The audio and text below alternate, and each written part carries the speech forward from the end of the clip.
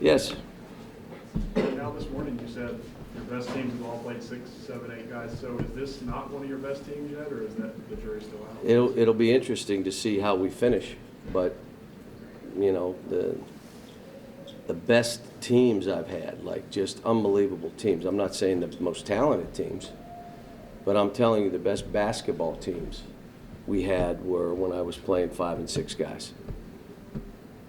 Tyler had ice on his game after the last game. He had a warming thing on his leg before practice today. Are you worried at all about that? No. He's got to make sure he takes care of him. It's kind of like you go in an NBA locker room, every one of them. I think 75% of the NBA has tendonitis. So you can figure out how to play with it or don't play. Get another job. Is that what he has, tendonitis?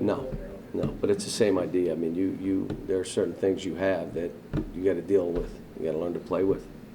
Kevin, you've had great success with some Chicago guys, and I wonder what you think are maybe some characteristics there, and maybe what the experience of playing there could have done. They were all different. I mean, Derek played at one of the best high schools as far as the traditional program. Anthony played at one of the worst high schools traditionally program, and Tyler played at a private school. So it's all different.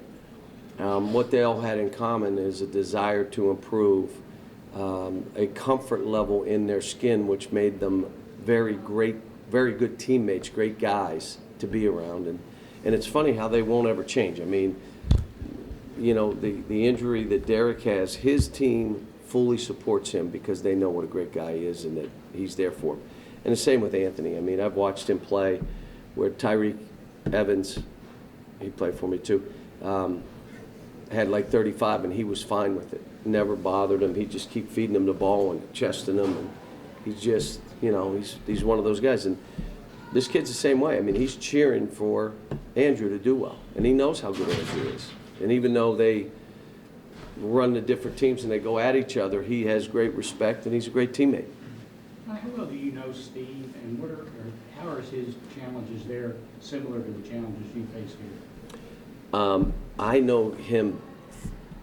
I've known him for years and years. I mean, we've become close, but I knew him when he was at Southwest Missouri State. Did things for him. My wife grew up an hour and a half from there on a dirt farm, and you guys didn't catch that. That's what I told her. She grew up on a dirt farm. And he and I have been close. When he went to Iowa, I think we played. They beat us when I was at Memphis, one of my first years. But he's a terrific coach, just a great guy, great family. Tanya's a great lady. His kids are great kids. I mean, and he's now has that opportunity to be there in that job, which is one of the premier jobs. John, How's it similar to this? When you came here, I'm sorry, you rejected the idea of like a grace period where you could sort of take your time getting it going. You wanted to hit the ground running. I'm wondering if that was a product of tradition and everything where the standard is so high. Well, there are two things. The kids remember the last 3 years. The families remember the last 30. The kids remember the last 3. They remember when they were 13 and 14, and that before that, they don't have any idea. I think what Steve did last year, I think they won 30 games or 29 games or whatever it was. Walked right in and developed guys that people did not think would be able to go right to the NBA, and they did. 3 of them, one after 1 year, the 4th pick of the draft. He's also now done it with Kevin Looney. I mean, they're telling me he's the 4th or 5th pick of the draft. So he has developed players, but I think in our case we were kind of prepared to lose a bunch of guys. I don't think they knew that many guys would leave them. And so that one guy being missing has made it so they're playing 5 and 6 guys. They would have played 7 and they would have been fine. I mean, but I think he's done a great job. He's on the West Coast. He's rebuilding the image and what they want there. And, we want to tie to programs like that. That's what we want. We're both of us. Does that answer it? Yeah. How do you react when coaches like Roy Williams and Tino and Larry Brown compare you to all-time teams? Is that something that It's meaningful to you? A minute there, I thought you were going to say all-time coaches, but I understand. I understand it's not going to be said, but I don't know if they have. Not gonna touch that. What were we talking about? No, I'm just kidding. Look, the thing I want to tell you, what I really like is that Willie's taken on a different persona. I sat him down about a month ago, said, why don't you want to be the #1 pick in the draft? What do you mean? Well, it's obvious you don't want to be the #1 pick. Why wouldn't you? You got this team around you. All you have to do is perform and improve in a couple areas, and you're on the page with Wyatt. And he said, I do want it. Well, then do more. Then come into practice longer. Then come in here at night. Then spend more time at the sport. And he has been. But I think when you start talking about some of the teams that were the great teams, you think about they had Hall of Fame players on it. We have yet to prove where we are in that regard. I think we're a terrific team. I think what we've been doing to keep reinforcements coming has made us even better and made it even easier for each guy to perform at a high level. But I'm not, let this season play out before they talk in terms of those teams. Because again, some of them had 3 Hall of Famers on their team. Like in Springfield. Their college team had 3. And to compare us to those teams, come on. Do you think they're sincere, or are they trying to put pressure on you? I don't know. Maybe they're looking at us compared to who's the other college teams the last couple of years, maybe. I don't know. What aspects have you taken from the North Carolina game? Toughness, rebounding, breakdowns defensively, not sprinting back,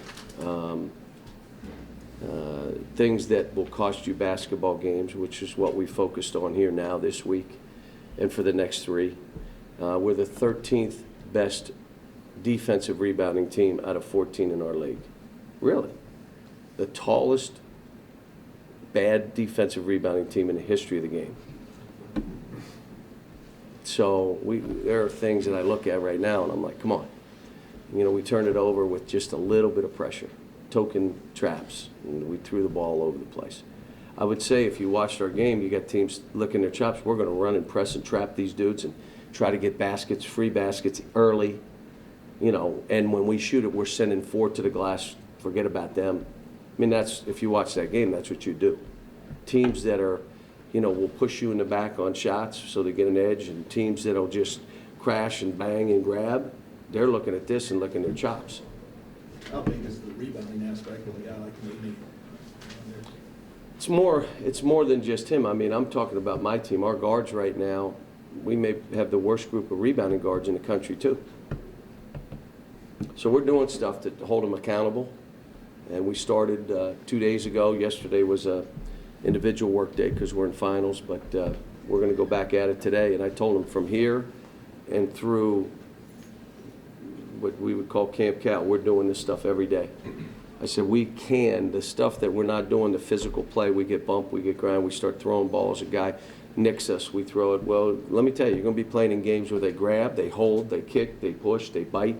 Can you play in that kind of game? If you can't play in that kind of game, you can't win that game. How's Alex? How's Alex? He and I met today. He's doing good. He has a great frame of mind. He and I talked a little bit about Derrick Rose's mental approach when it happened to him, and he's going to have the surgery after Christmas, so he has time. And we talked about what his options could be and some things that we should think about, and so. How can he still make it in the draft, even though he's obviously going to miss this? Well, he has more time than Nerlens had, so he's going to have an extra 2 months, really, a month and a half. But I would tell you that that'll still be an option for him if he chooses to. He and I talked slightly. We talked a little bit. I said, the other side of it is, being mentally tougher. Why? Because you'll never get through the rehab. pushing through a comfort level, which you struggle with. Well, you'll have to do the rehab. You have no choice. Coming back with that increased motor, and then we work on some skills. Told him getting his wrist back on every shot. No more of this. Now we have time. Wrist is going to be back. You're going to be up and off, weather instead of that, which makes it a, you know, and I said, we have time now. So How much would you like having a senior? A guy that it would be you brought nice. here I mean, and a young man that they all respect, and a young man that's a straight A student, and a guy that can do things that normal players can't do, and it would be nice. But if it's in his best interest to put his name in the draft, I will support it and help it along and do that. And he's got to do what's right for him. This is, you know, it's tough, but he was really good today. I mean, I think he's coming back. The reality of this happened. It's not a dream. It's real. Now I got to deal with it. And he looked like he was at ease with what was going forward. John, there are times, Last question. John, there are times when you seem to be moving carefully. I'm wondering if your hip is still giving you problems, or how are you doing? 'Cause I'm fine. I mean, the biggest thing is I'm sleeping at night, and I'm working out every day. I still need to lose 20 pounds, which I gained very happily when I couldn't do anything last year. Now it's a little bit harder getting it off, but like I told my team, I'm not supposed to have a six-pack. 55. Supposed to have a little belly when you're 65. Now I don't want to have a big belly, but a little one. You at 55, we're the same age. When I was a kid growing up, you either rooted for... You're not 55. I am 55. Wow, I've been fooled by that one. You either rooted for UCLA because you really liked their players, or you rooted for everybody but UCLA. You rooted for the other team. Which kid were you? You wanted to see him get beat, I mean. Look, I liked North Carolina growing up. I liked UCLA. I watched more basketball that way. I didn't have, you know, Pitt, because Pitt wasn't, when I was younger, the Pitt it is now. But we had some guys from our high school team play on that team, so you followed Pitt and some of that stuff, West Virginia and all that, because of where I grew up. UCLA and even like a Kansas, there were faraway lands. I mean, I didn't go on a vacation until I was 19, and that was to Maryland. We drove to the Maryland shore. I was not on an airplane till I was 20. So when you start talking UCLA, where in the world, is it in our country? Yeah, like near Youngstown? I mean, where is it? I mean, it's just different than it was, you know, so I wasn't in, but I liked them, you know, respected them.